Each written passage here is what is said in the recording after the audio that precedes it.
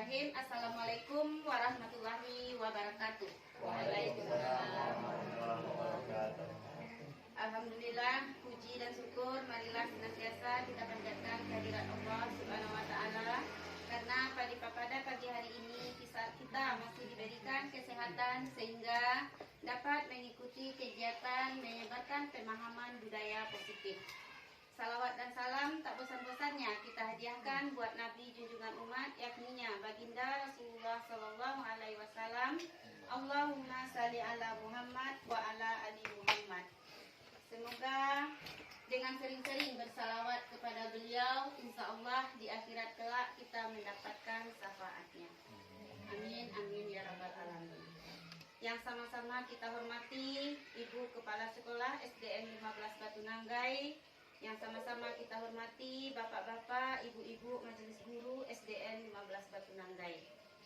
Sebelumnya saya mengucapkan terima kasih banyak kepada Bapak-bapak dan Ibu-ibu yang pada pagi hari ini dapat meluangkan waktunya untuk mengikuti kegiatan diseminasi menyebarkan pemahaman budaya positif, yang mana ini merupakan tugas aksi nyata modul 1.4.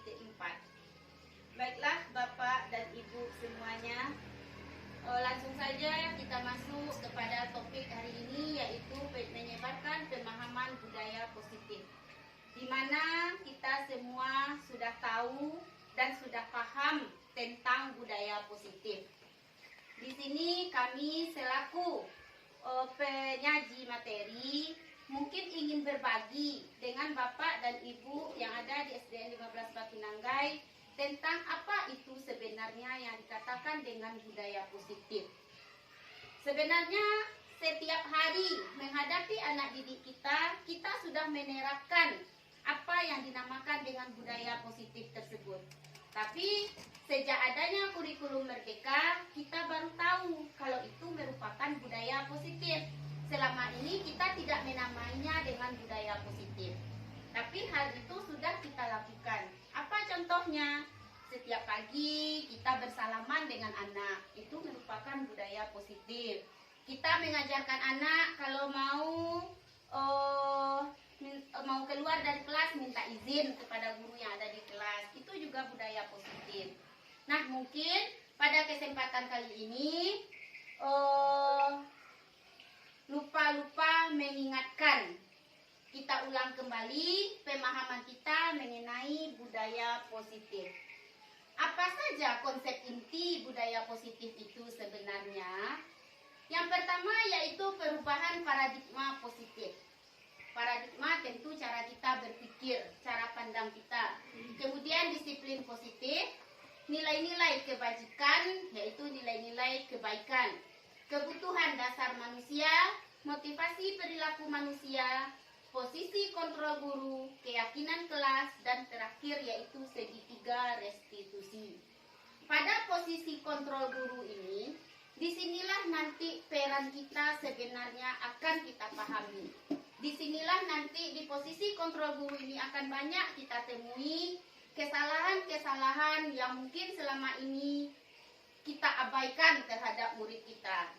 Jadi di sini tujuan saya memberikan pemahaman tentang budaya positif ini yaitu membangkitkan kembali ingatan kita tentang apa sebenarnya yang menjadi budaya positif tersebut. Pada kurikulum Merdeka kita mengenal itu adanya pembelajaran dengan paradigma baru, yaitu pembelajaran yang mengacu kepada profil pelajar Pancasila. Pembelajaran paradigma baru ini merupakan pembelajaran yang dirancang berdasarkan prinsip pembelajaran berdiferensiasi. Sesuai yang kita ketahui bahwa berdiferensiasi itu merupakan pembelajaran apa, Ibu-ibu? Ya, yang berfokus atau berpusat kepada peserta didik, atau pembelajaran yang dirancang berdasarkan kebutuhan murid. Tapi selama ini, sebelum adanya kurikulum Merdeka, kita selalu merancang pembelajaran sesuai dengan tuntutan materi. Materi ini harus tercapai, kisi-kisi SKKD ini harus tercapai. Tapi dengan adanya kurikulum merdeka, kita diajarkan merdeka itu identik dengan berdiferensiasi. Kita dituntut untuk mengajarkan berdasarkan kebutuhan peserta didik. Sehingga peserta didik itu belajar sesuai dengan kebutuhannya, berdasarkan tahap perkembangannya, sesuai dengan teori psikologi modern untuk mewujudkan profil pelajar Pancasila. Kita sama-sama tahu dimensi profil pelajar Pancasila itu ada 6. Yang pertama, beriman dan bertakwa kepada Tuhan Yang Maha Esa dan berakhlak mulia. Yang kedua, berkebinekaan global. 3, gotong royong. 4, kreatif. 5, bernalar kritis. Terakhir yaitu mandiri. Jadi keenam dimensi profil pelajar Pancasila ini harus kita kuasai sebagai guru dan harus diterapkan oleh anak didik kita. Tapi yang namanya pembelajaran dengan paradigma baru, tentu bagi kita juga pembelajaran baru, tak semudah membalikan telapak tangan. Tentu semuanya ada proses dan kita berusaha untuk mengubah diri kita dari kita yang dulu menjadi kita yang sekarang yang memiliki profil pelajar Pancasila. Nah, pada miskonsepsi tentang teori kontrol. Miskonsepsi ini adalah konsep yang selama ini salah. Guru itu mengontrol murid. Kemudian kritik dan membuat rasa bersalah mampu menguatkan karakter. Semua penguatan positif, efektif, dan bermanfaat. Ilusi bahwa orang dewasa berhak memaksa. Ini merupakan ilusi-ilusi yang salah yang selama ini pernah kita kerjakan. Guru mengontrol murid. Memang sering kita lakukan, kita mengontrol murid. Karena kita ingin anak kita baik ke depannya. Tapi cara kitanya salah. Kita mengontrol mereka. Kita tidak memberi kebebasan kepada anak untuk berbuat sesuai dengan perkembangannya.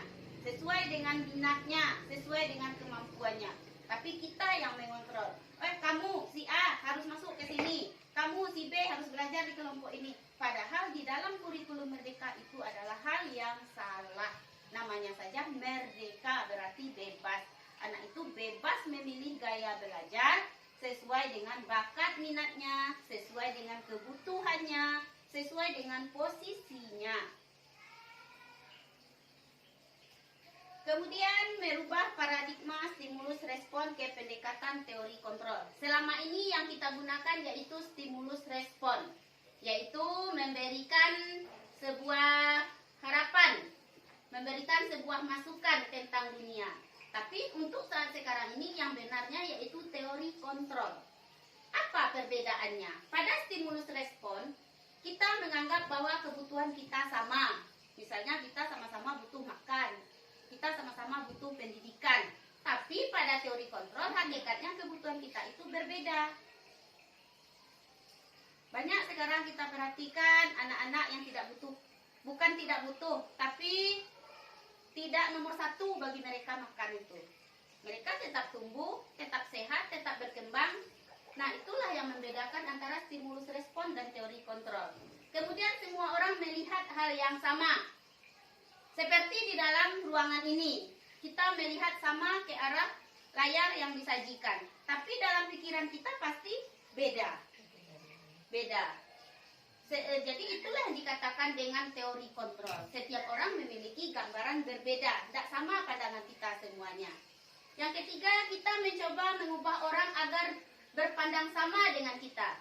Pada teori kontrol, kita bukan mengubah, tapi memahami pandangan orang lain tentang dunia. Kita tidak bisa menyamakan, tidak bisa mengubah pandangan seseorang. Tapi kita harus memahami pandangan orang lain yang berbeda-beda tersebut. Perilaku buruk dilihat sebagai suatu kesalahan. Pada teori kontrol, semua perilaku itu memiliki tujuan.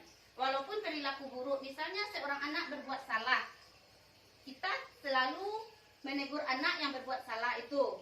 Padahal di dalam teori kontrol, kita harus melakukan segitiga restitusi terhadap anak tersebut. Menanyai, kenapa dia berbuat salah? Pasti dia memiliki tujuan. Jadi semua yang dilakukan, walaupun itu benar, walaupun itu salah, memiliki tujuan tersendiri pada orang yang melakukannya. Kemudian orang lain bisa mengontrol saya. Itu merupakan teori pada stimulus respon.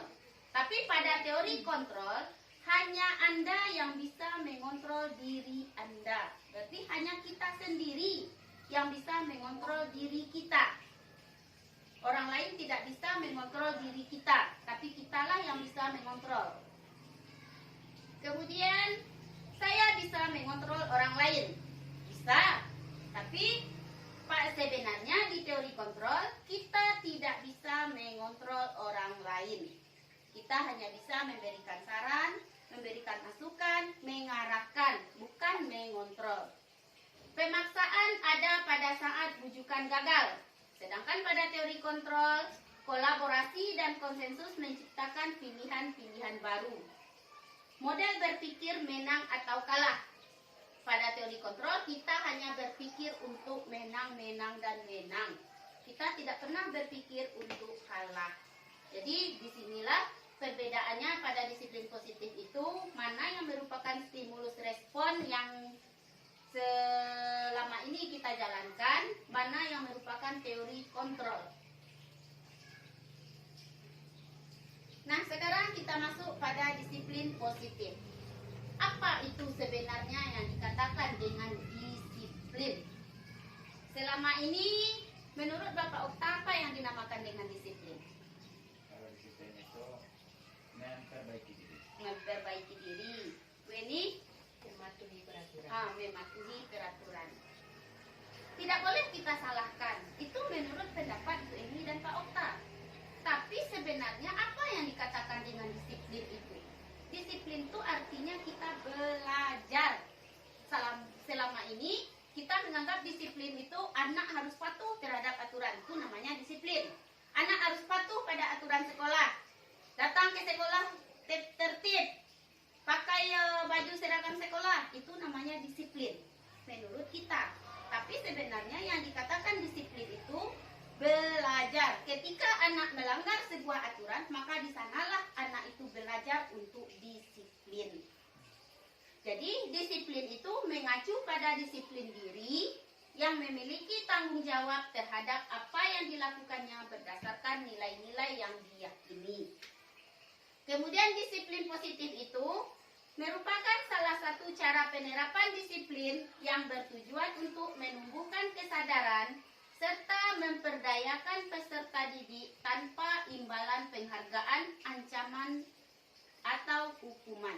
Jadi disiplin positif yang dinamakan disiplin positif itu tidak ada yang namanya imbalan, penghargaan, reward, baik berupa barang, benda, ataupun berupa apapun.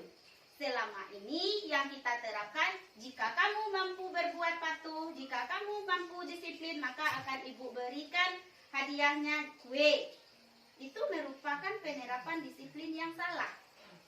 Sebenarnya hal itu tidak ada di dalam disiplin positif.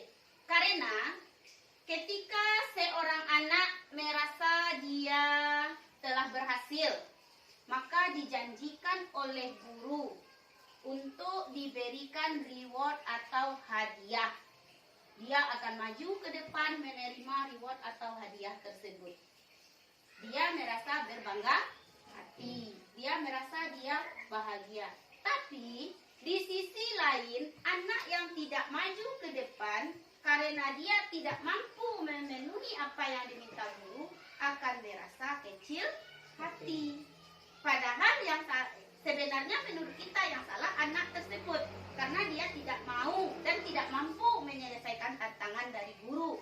Tapi apakah anak itu menyadari kesalahannya? Tidak. Yang tahu dalam benak anak itu, teman saya dapat, saya tidak, ibu tidak adil.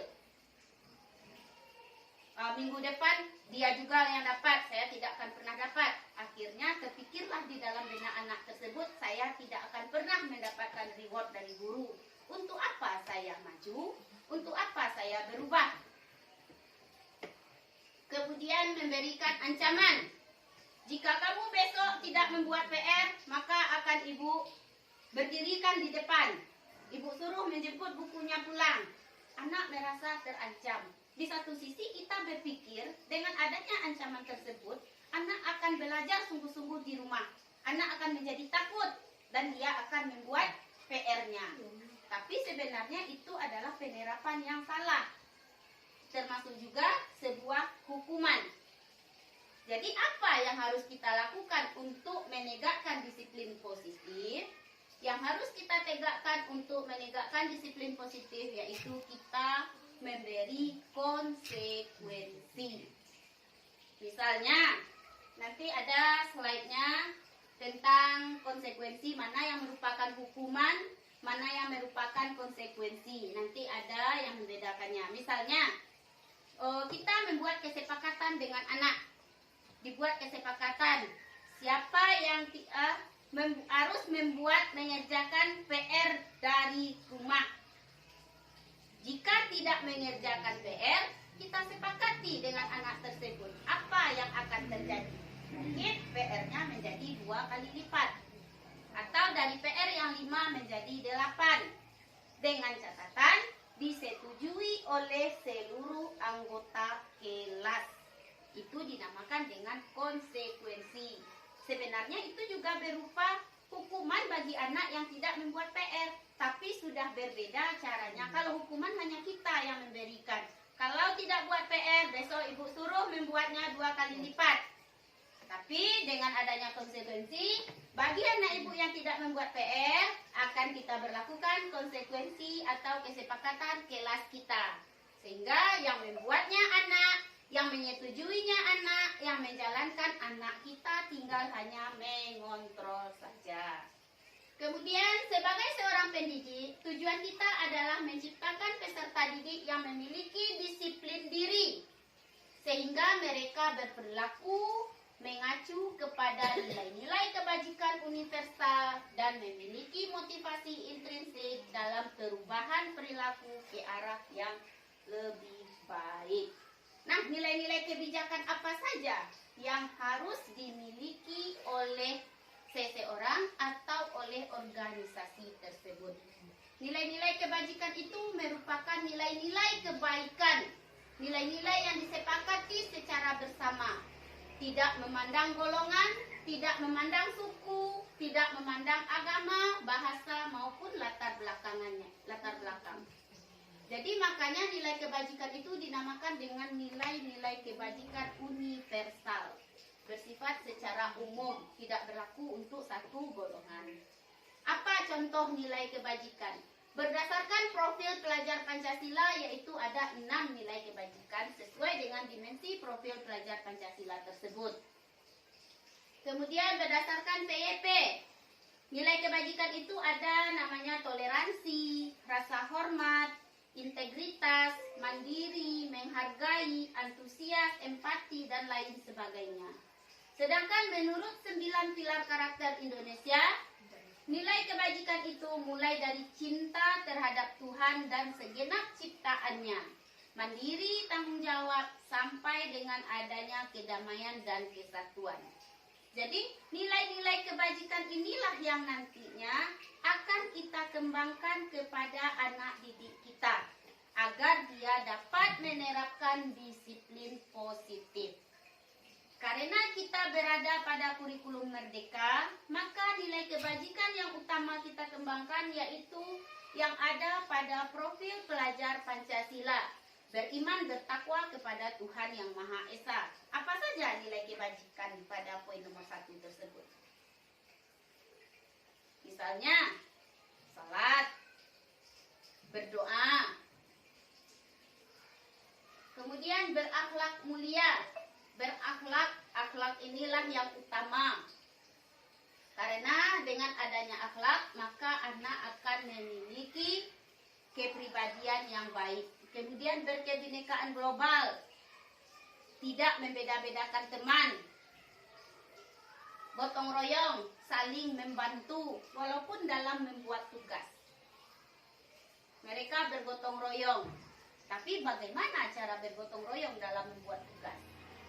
Mandiri, bernalar kritis, dan kreatif. Itulah nilai-nilai kebajikan yang akan kita kembangkan dalam kurikulum Merdeka.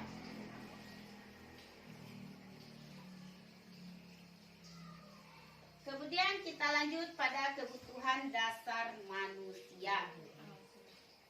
Kebutuhan dasar manusia itu merupakan segala sesuatu yang dibutuhkan oleh manusia untuk mempertahankan keseimbangan kondisi fisiologis dan psikologis yang bertujuan untuk mempertahankan kehidupan dan kesehatan.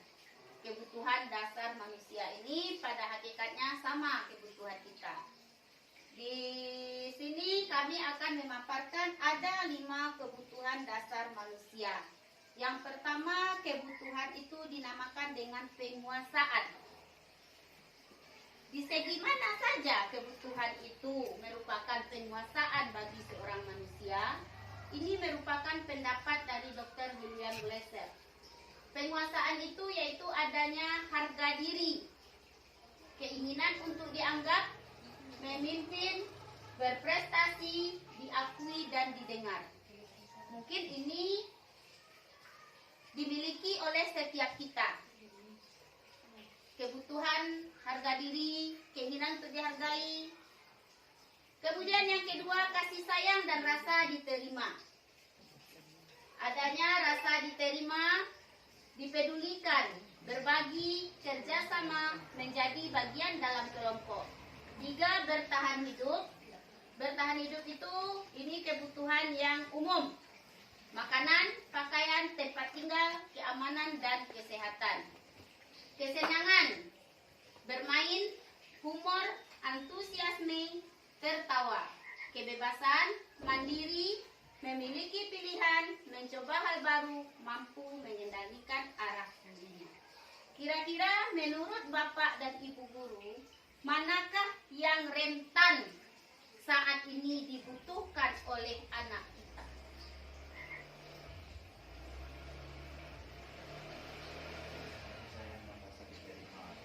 Ya. Kasih sayang dan rasa diterima. Kebebasan, mungkin kesenangan juga. Tapi yang lebih dominan saat ini dibutuhkan oleh anak kita yaitu kasih sayang dan rasa diterima. Karena pengalaman di sekolah kita, ada satu anak kita yang sudah keluar dari mulutnya karena dia kurang diperhatikan oleh orang tuanya. Makanya di sekolah dia selalu membuat ulah karena dia ingin dipedulikan, ingin diperhatikan, ingin menjadi bagian dari sekolah ini. Makanya dia mencari-cari perhatian guru. Jadi rasa kasih sayang dan rasa diterima itu yang kurang dari dirinya. Maka tugas kita lah untuk memenuhi kebutuhan dasar peserta didik tersebut. Tapi terkadang namanya kita manusia, terkadang mood itu berbeda-beda. Ketika mood baik, moodnya senang, mungkin bisalah kita melakukannya kepada murid. Tapi ketika mood tidak senang, terbawa lagi ke kita yang dahulu, yaitu suka mengontrol murid, terkadang marah pada murid. Nah, untuk memenuhi kebutuhan dasar manusia tersebut, maka ada motivasi perilaku manusia itu yang harus dipenuhi. Motivasi itu ada 2, ekstrinsik dan intrinsik. Ekstrinsik itu bersumber dari luar dirinya, sedangkan intrinsik dari dalam dirinya. Ekstrinsik untuk menghindari ketidaknyamanan atau hukuman. Kemudian ekstrinsik lagi untuk mendapatkan imbalan atau penghargaan dari orang lain. 3, intrinsik untuk menjadi orang yang mereka inginkan dan menghargai diri sendiri dengan nilai-nilai yang mereka percaya. Nah, dari 3 motivasi ini kita dapat membayangkan tentang disiplin tadi.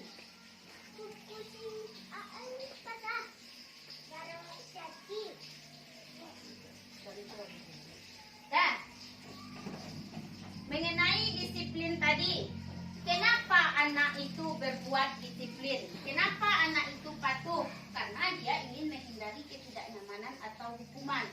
Berarti motivasinya baru dari luar, belum tumbuh dari dirinya sendiri. Misalnya, kenapa saya datang cepat ke sekolah? Karena saya menghindari ketidaknyamanan atau hukuman yang terjadi. Kalau saya terlambat datang ke sekolah, hukumannya apa? Sertifikasi saya akan dipotong, misalnya. Jadi itu baru motivasi dari luar, motivasi ekstrinsik. Kemudian, kenapa anak kita mau rajin? Kenapa anak kita mau belajar dengan giat? Karena dia mengharapkan imbalan atau penghargaan dari orang tua atau dari guru. Belum tumbuh lagi dari motivasi dari dirinya. Baru dari luar motivasi yang dia miliki. Tapi kapan motivasi intrinsik itu tumbuh? Ketika kita melakukan sebuah disiplin, melakukan sebuah peraturan, ingin dari diri kita sendiri, ingin menghargai diri kita sendiri dengan nilai-nilai yang kita percaya. Oh, kalau terlambat saya datang ke sekolah, nanti saya akan rugi. Berarti dia memikirkan dirinya sendiri, bukan karena takut dihukum, bukan karena tidak dapatkan penghargaan, bukan karena tidak dapatkan imbalan, tapi mereka motivasi dari dalam dirinya sendiri. Kalau saya nanti terlambat, saya akan rugi, saya akan malu nanti dengan teman-teman. Jadi untuk menumbuhkan motivasi intrinsik itulah yang sangat susah saat ini kepada anak-anak kita. Tapi walaupun itu susah, tugas kita sebagai seorang guru adalah berusaha untuk menumbuhkan motivasi tersebut agar kelak anak kita memiliki nilai disiplin positif sesuai dengan yang kita inginkan. Nah, ini tadi yang saya sampaikan mengenai konsep disiplin yang adanya hukuman. Sebenarnya konsep disiplin itu ada dua, yaitu identitas gagal dan identitas sukses. Pada identitas gagal ini, kita sering menegakkan disiplin itu dengan adanya hukuman dan penghargaan. Pada hukuman, bagi anak itu akan merasa menyakitkan, akan merasa tidak nyaman. Murid akan menjadi takut, dia akan menjadi terpaksa, dan dia akan berusaha berbohong membunyikan kesalahannya. Murid menjadi rendah diri karena dia takut dia akan mendapatkan hukuman ketika dia berkata jujur. Si A sudah berbuat salah, tapi ketika ditanya oleh guru, dia mengelak. Saya tidak berbuat salah, Bu. Kenapa? Karena dia takut menerima hukuman. Dia tidak mau dihukum. Kemudian dengan memberikan penghargaan. Sebenarnya penghargaan itu tidak efektif. Kemudian akan merusak hubungan atau adanya sifat iri di antara sesama teman. Mematikan kreativitas. Menghukum dengan sistem ranking, merampas hak menghargai dirinya. Alhamdulillah saat ini di sekolah kita tidak lagi menerapkan yang namanya ranking. Berarti kita sudah mengurangi satu persatu identitas gagal yang akan dialami oleh peserta didik. Tidak lagi meranking, kita meyakini bahwa anak itu memiliki kemampuan di bidangnya masing-masing. Anak yang suka seni, dia tidak butuh pelajaran matematika. Begitu juga anak nantinya yang akan suka olahraga, dia hanya butuh fisik yang kuat, dia tidak butuh pelajaran bahasa Indonesia. Nah, itulah identitas gagal mungkin selama ini pernah kita jalankan. Jadi, untuk kedepannya kita akan berusaha untuk menegakkan konsep disiplin dengan menggunakan identitas sukses. Apa itu? Konsepnya yaitu menggunakan konsekuensi dan restitusi. Konsekuensi ini sebuah tindakan yang kita lakukan berdasarkan kesepakatan bersama. Jadi tidak ada yang merasa disakiti. Dan restitusi itu cara pengambilan keputusan dalam menyelesaikan sebuah masalah. Jadi untuk konsekuensi itu sifatnya hanya jangka pendek. Kita bisa mengulang-ulang terus, bisa mengganti konsekuensi di kelas sesuai dengan kebutuhan yang ada di kelas kita. Ketika keyakinan kelas yang satu sudah terpenuhi, maka tidak perlu lagi mungkin kita lakukan konsekuensi terhadap aturan kelas yang tersebut. Maka bisa kita rubah keyakinan kelas kita sehingga menimbulkan konsekuensi yang baru. Kemudian adanya stimulus atau respon. Kemudian murid menghormati peraturan. Kenapa dengan konsekuensi murid bisa menghormati peraturan? Karena yang membuatnya adalah murid sendiri. Yang melakukan murid sendiri. Yang melanggar murid itu juga sendiri. Kemudian kehilangan waktu untuk merenungi kesalahan. Restitusi. Bagaimana cara menerapkan restitusi itu? Yaitu murid itu berusaha bertanggung jawab untuk perilakunya. Kita menjadi seorang psikolog. Artinya di dalam restitusi itu kita menjadi seorang psikolog. Kita bertanya akan kesalahan anak. Kita memberikan hal yang positif terhadap kesalahannya.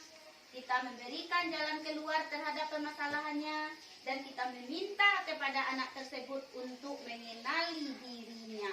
Mau jadi apa dia ke depannya. Bagaimana cara dia memperbaiki kesalahannya sendiri. Bukan kita yang menentukan, oh kamu sudah berbuat salah berarti kamu harus melakukan ini. Bukan. Kita tanyakan, karena kamu sudah berbuat salah, jadi apa yang harus kamu lakukan untuk memperbaikinya. Kemudian fokus pada pemecahan masalah jangka panjang. Jadi restitusi ini bisa berlaku untuk jangka panjang. Murid menghormati dirinya dan orang lain. Teori kontrol, dirinya memegang kontrol. Murid bersemangat memperbaiki kesalahan. Sebenarnya jika kita lakukan semua hal ini, mungkin kita akan dapat melihat anak-anak kita yang berhasil di masa depannya, terutama untuk mengontrol dirinya sendiri. Tapi terkadang kembali lagi kepada hakikat kita, hanyalah manusia yang terkadang kesabaran itu setipis tisu. Ketika anak berbuat salah, sudah kita coba lakukan restitusi tersebut. Sudah kita coba memenuhi apa yang dia inginkan. Tapi tetap saja hal itu gagal. Tetap saja hal itu tidak berhasil kita lakukan. Kenapa? Karena hanya kita pihak sekolah yang keras, yang semangat untuk menerapkannya pada anak. Tapi di rumah mereka kembali lagi ke sifat aslinya. Jadi itulah pentingnya kolaborasi antara guru, kepala sekolah, wali murid, dan siswa dalam menegakkan disiplin positif ini. Kemudian selanjutnya, konsep disiplin dengan pendekatan restitusi itu merupakan cara menanamkan disiplin positif pada murid. Apa itu restitusi? Menciptakan kondisi bagi murid untuk memperbaiki kesalahan mereka, sehingga mereka bisa kembali pada kelompok mereka dengan karakter yang lebih kuat. Bagaimana ciri-ciri restitusi tersebut? Bukan untuk konsep disiplin dalam pendekatan restitusi tersebut merupakan sebuah cara dalam menanamkan disiplin positif pada murid kita. Apa itu yang dikatakan dengan restitusi? Yaitu proses menciptakan kondisi bagi murid untuk memperbaiki kesalahan mereka. Berarti memperbaiki kesalahan sehingga mereka bisa kembali pada kelompok mereka dengan karakter yang lebih kuat. Bagaimana ciri-ciri restitusi? Restitusi itu bukan untuk menebus kesalahan, tapi belajar dari kesalahan. Sehingga anak itu bisa berpikir bahwa Dari kesalahan yang telah dia lakukan, dia bisa memperbaiki dirinya sendiri. Kemudian memperbaiki hubungan dan merupakan tawaran, bukan sebuah paksaan. Restitusi itu menuntun untuk melihat ke dalam diri. Restitusi mencari kebutuhan dasar yang mendasari tindakan. Restitusi diri adalah cara yang paling baik. Restitusi fokus pada karakter, bukan tindakan. Berarti yang kita perbaiki itu karakternya. Restitusi bukan berfokus pada solusi. Tidak mencari kesalahan, tapi memberikan solusi terhadap kesalahannya. Restitusi mengembalikan murid yang berbuat salah pada kelompoknya. Nah, dalam penerapan restitusi ini, kami sudah mencobakan di kelas 4. Tapi sesuai dengan yang saya sampaikan bahwa karena ini baru bagi anak itu banyak yang tertawa ketika dilakukan restitusi. Karena dalam restitusi ini, disinilah sebenarnya peran kita sebagai guru itu akan dapat kita ketahui. Kemudian di dalam perbedaan antara hukuman, konsekuensi, dan restitusi. Kita misalkan kasusnya siswa sering tidak mengerjakan PR. Mungkin di setiap kelas kita akan menemukan adanya anak kita yang tidak mengerjakan PR. Bagaimana cara kita melakukan disiplin positif tersebut pada anak yang tidak mengerjakan PR? Jika kita berikan hukuman, berarti kita akan menghukum siswa tersebut hormat pada bendera selama 10 menit. Atau buat PR-nya di luar. Sering itu kita lakukan, buat PR di luar. Atau kita marah kepada murid tersebut. Kenapa kamu tidak membuat PR? Kan sudah seminggu ibu berikan. Apakah kamu tidak belajar di rumah? Bagaimana dengan siswa tersebut? Dia akan menjadi takut. Kemudian ketika konsekuensi kita berikan, apa yang kita lakukan? Kita memberikan konsekuensi untuk mengerjakan PR-nya saat istirahat atau dikerjakan sebanyak 3 kali lipat. 3 kali lipat akan memberatkan murid. Tapi ketika itu merupakan konsekuensi, maka tidak akan berat. Karena sudah dia sepakati di kelasnya. Tapi ketika tidak dalam konsekuensi, tidak disepakati, hal itu akan menjadi hal yang berat bagi anak. Kemudian guru tegas dan siswa menghormati peraturan. Ketika restitusi kita lakukan, kita tanyakan dulu kepada anak tersebut tentang keyakinan kelas yang sudah dibuat. Berarti anak tersebut melanggar keyakinan yang dibuatnya. Apa yang harus dia lakukan untuk menyelesaikan masalahnya? Kemudian guru terbuka dan siswa menghormati dirinya dan orang lain. Ini contoh kasus ketika anak tidak mengerjakan PR.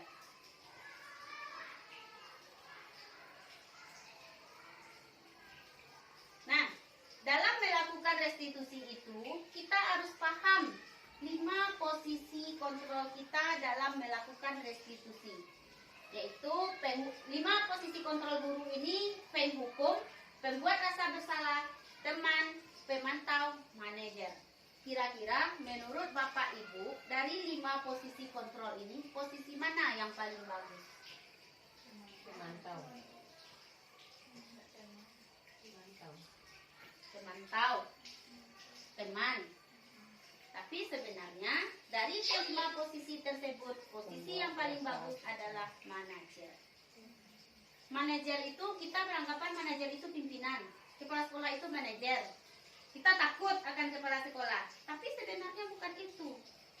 Manajer itu adalah mengarahkan, mengajak duduk bersama, membantu, menyelesaikan. Tapi karena di dalam pikiran kita manajer itu orang yang paling tinggi, maka kita takut. Berarti motivasi dari diri kita baru intrinsik, belum memiliki motivasi intrinsik. Nah, ketika guru memiliki posisi kontrol manajer tersebut, akan terciptalah suasana kelas yang sangat dinamis dan harmonis. Kita bahas satu persatu mengenai posisi kontrol tersebut.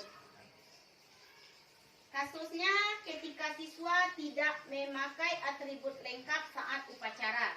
Ketika posisi kontrol itu seorang penghukum, apa yang dia lakukan? Dia akan menyuruh anak berdiri di barisan. Nah, berikut contoh penerapan 5 posisi kontrol tersebut. Kasusnya siswa tidak memakai atribut lengkap saat upacara bendera. Ketika seorang guru itu memiliki posisi kontrol sebagai penghukum, tentu dia akan memberikan hukuman kepada anak yang tidak berpakaian lengkap tersebut.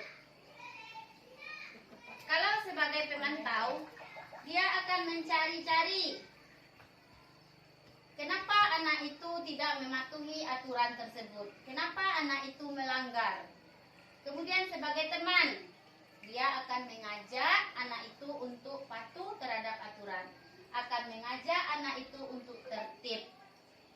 Kemudian ketika posisi kontrol guru itu sebagai pembuat rasa bersalah, sudahlah anak bersalah, dibuat lagi dia merasa bersalah, maka 2 kali kecewa anak tersebut. Nah, sebaiknya lakukanlah posisi kontrol itu sebagai seorang manajer. Kita bertanya kepada anak tersebut, apakah kamu tahu dengan kesalahanmu? Ketika anak menjawab, tahu Bu, saya tidak menggunakan topi saat upacara. Jadi kira-kira bagaimana kamu akan memperbaiki kesalahan ini? Tentunya dia akan menjawab, ya besok saya akan pakai topi lagi Bu, besok tidak akan saya ulangi lagi Bu. Jadi anak merasa, oh jadi ketika saya berbuat salah, saya diajarkan oleh guru untuk patuh, saya tidak dihukum.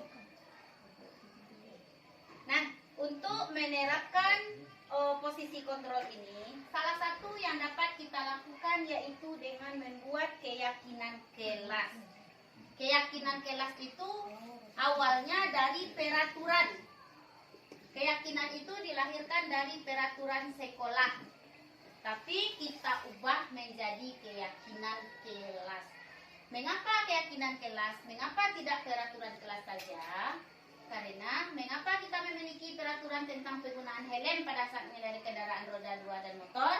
Agar semua pengendara mematuhi dan tidak kena tilang, tidak kena sanksi. Mengapa kita memiliki peraturan tentang penggunaan masker dan mencuci tangan setiap saat? Agar kita terhindar dari penyakit. Jadi itu merupakan peraturan itu.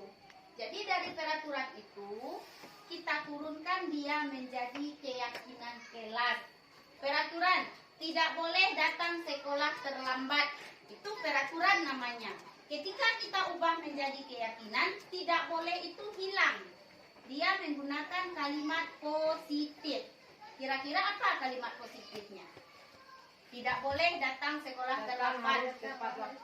Datang harus tepat waktu. Jadi tidak ada lagi kata-kata negatif. Tidak ada lagi kata tidak. Tidak ada yang tidak membuat PR. Kita ubah menjadi kata-kata positif. Ketika ada PR, kita harus membuatnya dan mengumpulkannya. Jadi untuk keyakinan kelas itu, dia menggunakan bahasa yang positif. Bagaimana pembentukan keyakinan kelas tersebut? Lebih abstrak daripada peraturan. Sedikit saja, biar mudah diingat. Kalau peraturan bisa panjang, sedangkan keyakinan kelas cukup pendek, agar anak dapat mengingatnya. Datang sekolah tepat waktu. Piket melaksanakan tugasnya. Kemudian berupa pernyataan universal, pernyataan yang bersifat umum, dapat diterapkan di kelas. Bersedia meninjau kembali keyakinan kelas dari waktu ke waktu, dibuat dalam bentuk positif. Semua warga kelas hendaknya ikut berkontribusi dalam pembuatan keyakinan kelas. Jadi keyakinan kelas itu kita buat di kelas, dilahirkan oleh siswa-siswa kita. Apa keyakinan dalam belajar yang ingin mereka miliki di kelas tersebut? Apa keyakinan kelas kita? Misalnya anak membuat, ketika belajar tidak boleh berlari-lari di dalam kelas. dibuat anak peraturan. Maka kita jadikan dia menjadi keyakinan kelas. Apa keyakinan kelasnya? Belajar dengan tertib. Ya, belajar dengan tertib. Ada anak lagi membuat, kalau mau keluar buang air harus meminta izin kepada guru. Terlalu panjang, sulit anak mengingatnya. Bagaimana kira-kira untuk keyakinan kelasnya? Meminta izin ketika keluar kelas. Jadi keyakinan kelas itu bahasanya lebih pendek dari peraturan.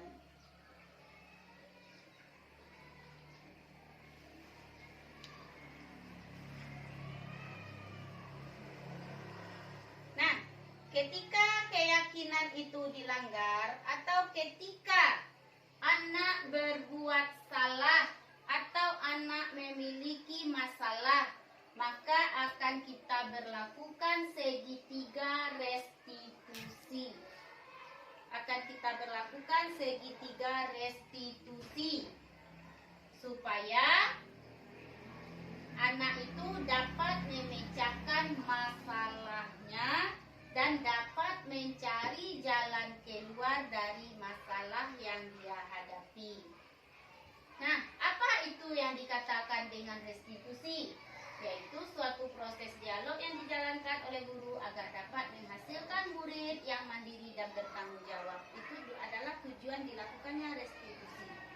Bagaimana tahapan restitusi? Namanya segitiga, tentu ada 3 tahapan. Yang pertama yaitu menstabilkan identitas. Kemudian yang kedua, validasi tindakan yang salah. Yang ketiga, menanyakan keyakinan. Jadi, dalam menstabilkan identitas tersebut, kita menenangkan siswa tersebut, memberikan pernyataan kepada siswa tersebut, dan menanyakan kenapa kamu berbuat salah, atau kamu berbuat salah tentu memiliki tujuan. Jadi anak itu akan bercerita nanti kepada kita, saya begini bu. Kemudian kita validasi tindakan yang salah. Namanya berbuat salah, tentu tidak boleh kita benarkan. Jadi kita validasi tindakan anak yang salah tersebut. Kemudian kita jelaskan. Kita beri pemahaman kepada anak tersebut. Yang kamu lakukan itu pasti ada tujuannya. Dan kamu tahu tidak, yang kamu lakukan itu sudah merugikan orang lain. Kita validasi kepada anak tersebut tindakannya itu salah. Dan kita tanyakan keyakinan. Keyakinan yang sudah kita buat, kira-kira kamu sudah melanggar tidak keyakinan yang sudah kita buat? Keyakinan yang mana? Nah, karena kamu melanggar, bagaimana kamu untuk memperbaikinya? Ingin jadi apa kamu ke depannya? Di sanalah menanyakan keyakinan itu namanya. Untuk melakukan segitiga restitusi ini mungkin sedikit sulit bagi kita, bagi anak-anak kita yang latar belakangnya tinggal di kampung ini berbeda dengan anak-anak yang ada di perkotaan. Anak-anak kita yang ada di kampung, pagi sekolah, pulang sekolah mereka mungkin sudah tiba entah di mana bermain. Jadi kontrol untuk anak-anak kita itu sangat kurang dari rumahnya. Sehingga untuk menerapkan segitiga restitusi ini kita butuhkan usaha yang luar biasa. Ketika kita menstabilkan identitasnya, mereka akan tertawa mendengarkan kita bertanya pertanyaan yang seolah-olah itu seperti interogasi.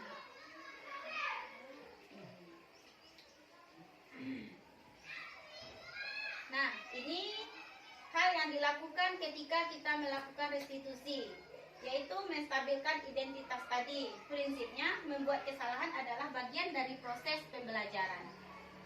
Kita katakan pada anak berbuat salah itu wajar. Bertentangan dengan sebenarnya dengan yang ada di pikiran kita. Bagaimana pula berbuat salah itu wajar? Sudah nyata salah, wajar juga kata ibu guru ini. Tapi itulah yang dilakukan di restitusi. Kita mengatakan pada anak berbuat salah itu wajar. Tidak ada manusia yang sempurna. Ibu atau bapak juga pernah melakukan kesalahan. Nah, sekarang ibu bapak tidak mencari kesalahan yang sudah kamu buat, tapi ibu ingin mencarikan solusi dari permasalahan ini. Kamu berhak merasa begitu. Inilah biasanya pertanyaan atau pernyataan yang sering keluar ketika kita melakukan restitusi yang tahap pertama, yaitu menstabilkan identitas. Kemudian tahapan kedua. Pada tahapan kedua ada namanya validasi tindakan yang salah. Pada validasi tindakan yang salah ini, kita mengatakan kepada anak tersebut, kamu pasti punya alasan mengapa melakukan hal itu. Kemudian padahal kamu bisa melakukan hal yang lebih buruk dari ini ya. Terbayang tidak dalam pikiran kita akan bertanya seperti itu kepada anak. Sudah nyata dia berbuat salah, kita pancing lagi, pasti bisa berbuat hal yang lebih buruk dari ini. Kemudian kamu patut bangga karena telah melindungi sesuatu yang penting buatmu. Berarti melindungi harga dirinya. Dia melawan, melindungi harga dirinya. Kamu melakukan karena mempertahankan sesuatu yang penting bagimu.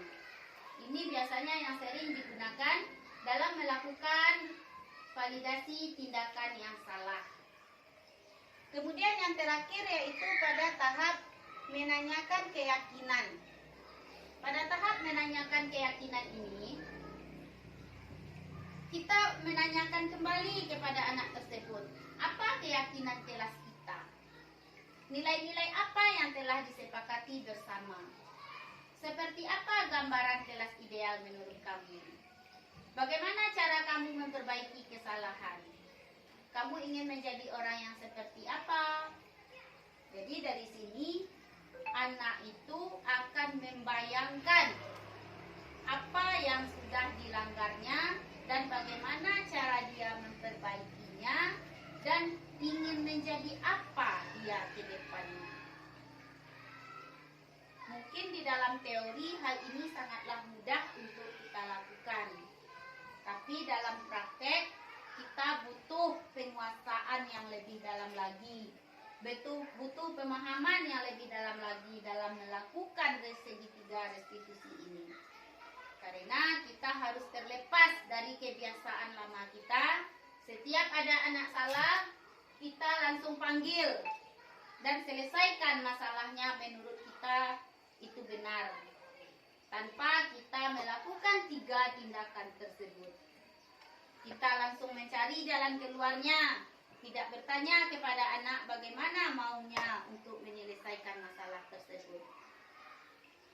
Nah, ada contoh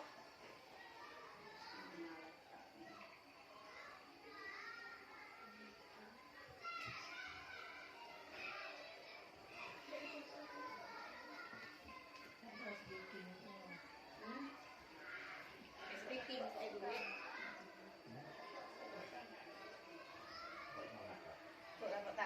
Speaking lang niya bok dah.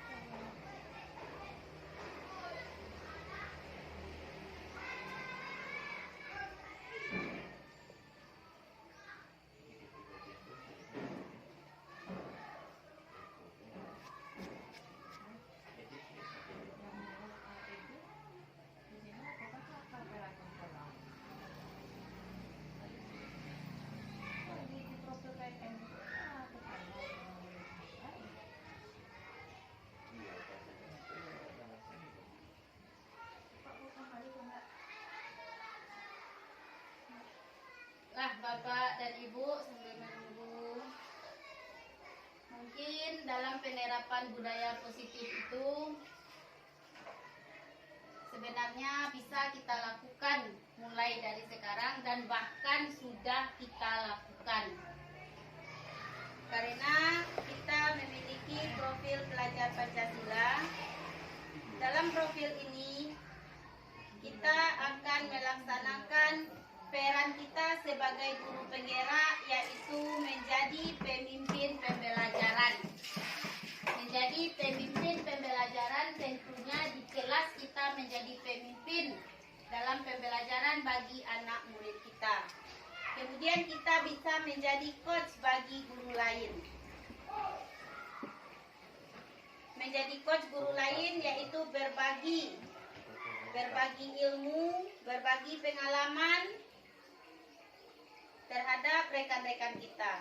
Jadi budaya positif itu akan menimbulkan rasa aman dan nyaman pada murid dalam proses pembelajaran. Kemudian budaya positif juga dapat mendorong murid untuk mampu berpikir, bertindak, dan mencipta sebagai proses memerdekakan dirinya, sehingga murid lebih mandiri dan bertanggung jawab.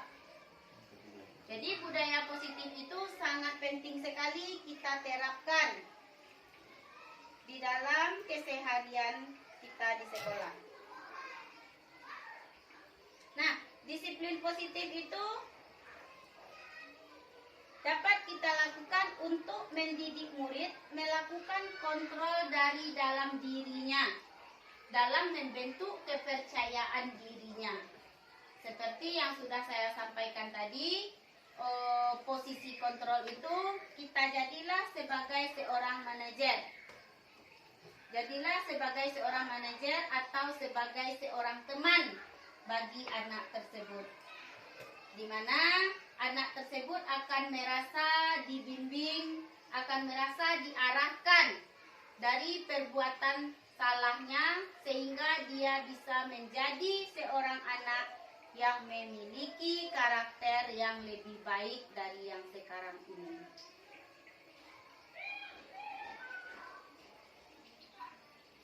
Nah, jika ada masukan atau penguatan dari Bapak dan Ibu dengan mendengarkan pemaparan tadi, maka saya persilahkan. Mungkin penguatan dari Okta tentang apa tadi kan, disiplin positif. Memang itulah PR kita atau tugas kita untuk menjadi seorang guru yang digugu dan ditiru. Apalagi kita telah melakukan guru merdeka ini, bagaimana kita tidak mengajar dengan paradigma lama, tetapi kita sudah harus berani lagi bergerak atau melompat dengan perubahan yang lebih baru demi ketuntasan tadi kita. Yaitu dalam segitiga restitusi itu memang sangat wajib lagi kita laksanakan. Tambahan untuk penguatan dari mendengar. Kita seorang guru itu harus 3 langkah yang kita laksanakan, seperti dengan segitiga restitusi tadi dan penambahan. Kita harus mendengar dengan mata, kita harus mendengar dengan telinga, dan kita harus mendengar dengan hati nurani. Mendengar dengan mata, kita jangan melihat dari apa yang dikadu atau yang diberikan dari tanggapannya saja, tetapi kita harus melihat bagaimana dalam kesehariannya. Terkadang anak ini malas mengatakan kepada kita apa yang sedang dipermasalahkannya. Terkadang dia ada permasalahan di rumah dan dia malu mengatakan di rumah sekolah. Dan kita itulah harus mendengar dengan mata. Dan ada pula kita harus mendengar dengan telinga. Kadang-kadang kita anak merasa didengar, merasa ada yang diperlukannya. Kadang-kadang kita memang mengabaikan pertanyaan-pertanyaan dari anak tersebut. Dan selanjutnya kita harus mendengar dengan hati nurani. Setelah kita selesaikan permasalahan dan kita tidak harus lagi membentak atau dengan kata-kata hukuman, tetapi kita benar-benar betul untuk mendengarkannya dengan sepenuh hati nurani kita. Itu sedikit dari masukan dari Okta. Kalau ada yang dari Okta itu. Terima kasih Pak Okta. Assalamualaikum warahmatullahi wabarakatuh.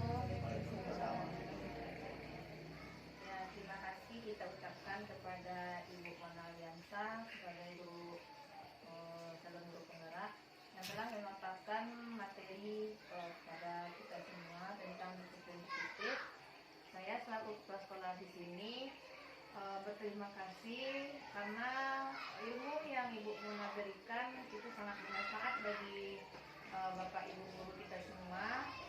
Semoga apa yang kita dapatkan materi pada kesempatan kali ini bisa merubah mindset kita selaku guru, dan semoga sekolah kita akan maju ke depannya. Amin ya rabbal alamin. Demikian saran dan harapan dari saya. Assalamualaikum warahmatullahi wabarakatuh.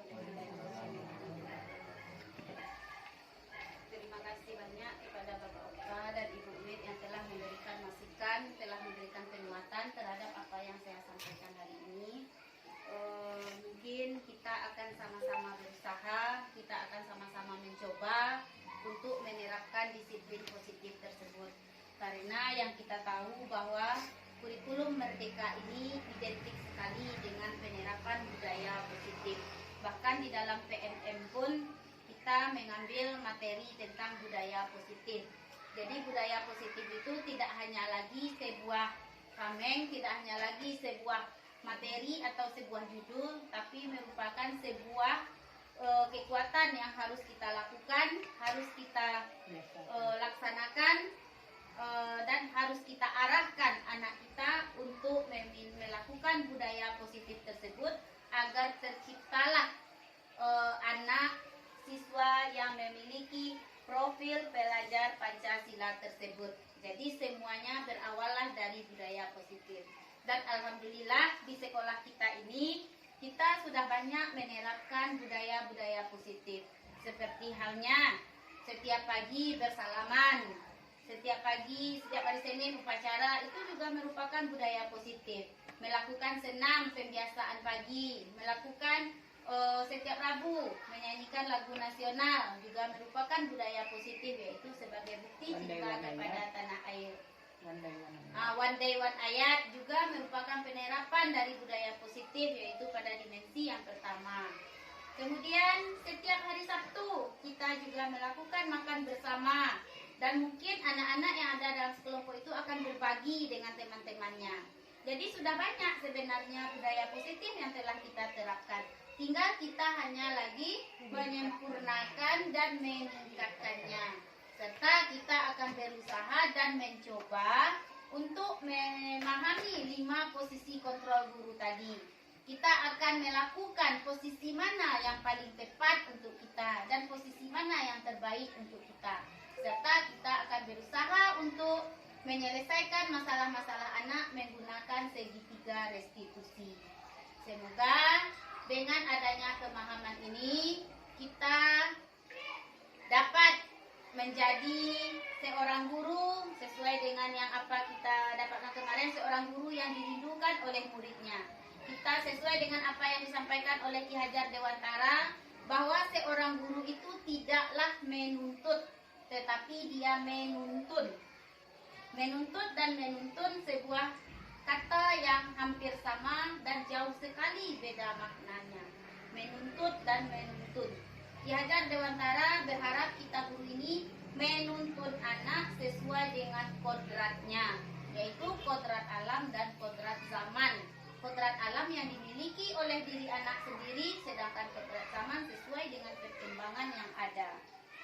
Nah, kedepannya kita harapkan hal itu akan terjadi pada diri kita. Kita akan merubah mindset kita yang selama ini salah, dan semoga kedepannya kita menjadi seorang guru yang sukses mengantarkan anak kita ke arah yang lebih baik. Nah, Bapak dan Ibu guru semuanya, mungkin itulah materi pemaparan dari saya. Jika ada penyampaian saya yang tidak pada tempatnya, saya mohon dimaafkan. Akhir kata saya ucapkan wabillahi taufiq wal hidayah. Assalamualaikum warahmatullahi wabarakatuh.